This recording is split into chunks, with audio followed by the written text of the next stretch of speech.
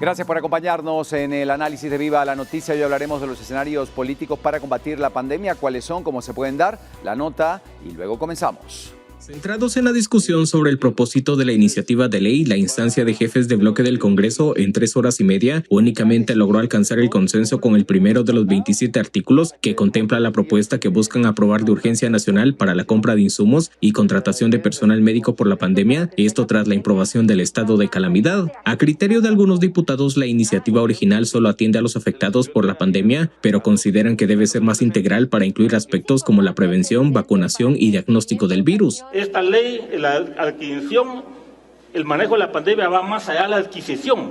Entonces, la ley está mal, el nombre está malo. Dice, destinados a la atención de pacientes afectados. ¿Y los no afectados qué? Entonces fue una ley hecha muy rápido. Yo considero, colegas, que aquí para el manejo de la pandemia tiene que ser un manejo integral de la misma, pues. A la reunión acudieron autoridades de finanzas, el ICS y de salud. Estas últimas señalaron que debido a la pandemia hicieron la solicitud al Ministerio de Finanzas de una ampliación presupuestaria. Desde el Ministerio de Salud se había solicitado ya al Ministerio de Salud de Finanzas una ampliación de alrededor de 2.500 millones de quetzales para poder ir a la lucha de combatir no solo la pandemia, sino continuar con la atención de todos los pacientes que necesitamos y estamos atendiendo a nivel del Sistema Nacional de Salud. Pero específicamente para el abordaje en este momento de este pico de la pandemia, nos estamos enfocando en un requerimiento solo a nivel hospitalario. Estamos hablando de alrededor de 870 millones de quetzales solo a nivel hospitalario. Los diputados de varios bloques plantearon una serie de propuestas para integrar la iniciativa, como que se brinden insumos a las áreas de salud, abrir al público el centro médico militar, otorgar un bono de riesgo a los médicos, liberar la vacunación a fin de año para menores de entre 12 y 17 años, la restitución de fondos para los hospitales, la prohibición para la transferencia de fondos, así como la liberación temporal del registro sanitario para la autorización de insumos y la adquisición de kits de medicamentos y de pruebas para la detección de casos de COVID-19. Según se acordó este jueves posterior a la sesión plenaria, los jefes de bloques se volverán a reunir con la intención de alcanzar consensos. Y saludo esta mañana a Eddie Cooks, es de Acción Ciudadana. Gracias por acompañarnos con el tema que hoy estamos abordando. Eddie, ¿en qué consiste la denuncia que ha presentado Acción Ciudadana contra el presidente del Congreso de la República?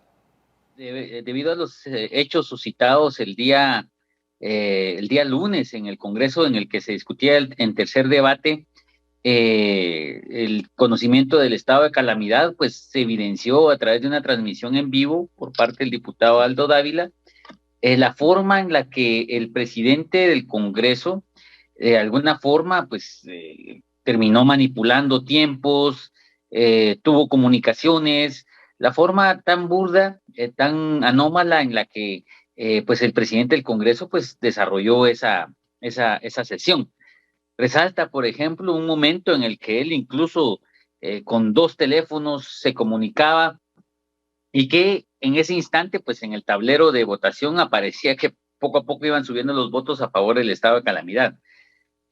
No es la primera vez que sucede este tipo de situaciones en el Congreso, pero pues la forma en la que se dio y pues cómo se conoció a través de esa transmisión en vivo, pues orilló a que nosotros como Acción Ciudadana presentáramos una denuncia por la posible comisión digamos, de la manipulación, abusando de su posición, un abuso de autoridad, y también, pues, por la posible compra de votos, que en este caso, pues, el delito sería cohecho activo. ¿Qué avance considera que podría tener la denuncia en tribunales, tomando en cuenta esto que nos acaba de comentar?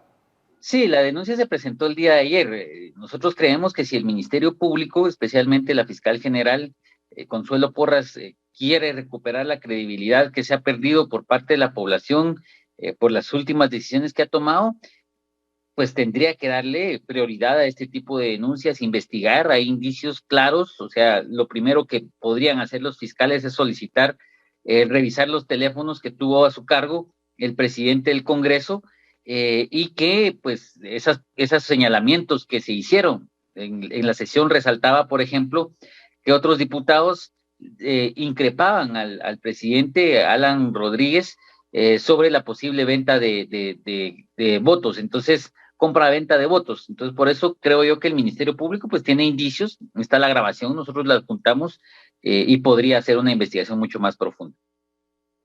Bueno, indudablemente la lucha política entre el Poder Ejecutivo, el Legislativo, se ha evidenciado otra vez en estas últimas jornadas. ¿Qué lectura hacen ustedes al respecto? Sí, claramente el organismo ejecutivo ha mantenido una cohesión, podríamos decir una alianza oficialista, en la que el Congreso, pues en algún momento, a principios de este año, el año pasado, pues atendía a los intereses del mismo organismo ejecutivo. En las últimas semanas hemos visto 2 estados de calamidad que han sido declarados o han sido improbados por parte del Congreso, incluso con el involucramiento de la Corte de Constitucionalidad, obligando a hacer un trámite que no consta en la Constitución, pero que de todas formas el Congreso respetó, y que aún a pesar de ello, y con todo el afán y la presión de que se mantuviese el estado de calamidad, pues ahora vemos cómo el Ejecutivo pierde frente al Legislativo, que ya no necesariamente pues tiene esa decisión en cuerpo colegiado, casi unitaria en el Congreso. Creo yo que frente a lo que pueda pasar en los próximos meses, por ejemplo, la decisión de las votaciones del presupuesto 2022, todavía con el tema de la elección de Cortes, pues habría que ver cómo reacciona el Congreso. Lo que sí es que se ve una fractura, digamos, entre las negociaciones y cómo es que el Ejecutivo no puede mantener esa alianza a través de esas negociaciones que pueden ser resultado de corrupción, digamos, de poder dar obras, dar beneficios a los diputados, y no se puede mantener esa alianza, porque de todas formas existe al futuro elecciones que se van a desarrollar ya en 2 años, básicamente, y que pues los diputados también tienen intereses bastantes en reelegirse o pues mantener sus partidos políticos. Bueno, indudablemente me gustaría, antes de terminar, que pudiera calificar desde la óptica, por supuesto, y la posición de la organización a la que usted representa, las propuestas que se están dialogando en este momento en el Congreso para poder frenar la pandemia de alguna manera. Sí, pues hay varias propuestas que han surgido, incluso un reciclaje de todo lo que se contenía en los estados de calamidad y algunas propuestas de reformas a la ley de contrataciones del Estado. Y otras propuestas como la diputada Evelyn Morataya, que por ejemplo plantea que hospitales privados puedan prestar servicios y que también no puedan rechazar a las personas con escasos recursos. Yo creo que en este momento es donde técnicamente pues varios sectores pueden aportar a poder hacer una propuesta unitaria. El estado de calamidad último ni siquiera contemplaba las propuestas que el Colegio de Médicos o los médicos habían presentado al Congreso y al Ejecutivo.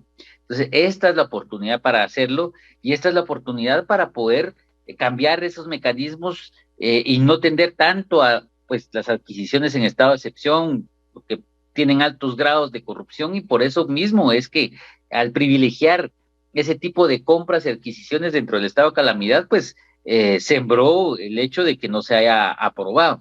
Entonces, en este momento es donde hay necesidad de presentar propuestas serias que puedan beneficiar realmente a la población. Muchísimas gracias, Eddie Kusch, de Acción Ciudadana. Hablamos de estos escenarios políticos para combatir la pandemia en el país.